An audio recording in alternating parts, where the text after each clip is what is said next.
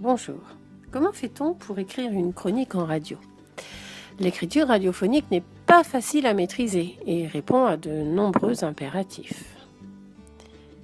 Voici quelques pistes pour réussir sa chronique radio. Pour réussir sa chronique radiophonique, il faut trouver des informations dans différents supports.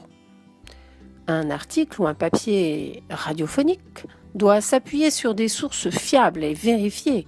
Si vous rédigez une chronique sportive, économique, culturelle ou même politique, il est impératif de consulter ce qui a déjà été écrit dans la presse à ce sujet, mais aussi dans les dépêches AFP et sur Internet. Pour réussir sa chronique radiophonique, il faut aussi définir un angle pour le sujet traité.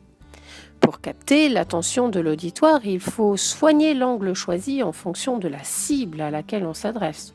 Par exemple, sur une radio généraliste, une grève scolaire pourrait être traitée du point de vue du corps enseignant, afin de renseigner les parents sur l'évolution de l'événement. En revanche, sur une radio pour les jeunes, la chronique pourra davantage s'orienter vers le témoignage d'élèves, d'étudiants qui vivent le fait de l'intérieur. La chronique peut aussi revêtir une autre forme, celle du billet d'humeur, autrement dit le coup de cœur ou le coup de gueule de la semaine, où le journaliste implique sa propre opinion et émet une critique personnelle comme dans un éditorial. Pour réussir sa chronique, il faut aussi utiliser les bons termes pour s'exprimer. Il ne faut pas perdre de vue qu'en radio, l'auditeur n'a aucun support visuel sur lequel s'appuyer, contrairement à la presse écrite ou à la télévision.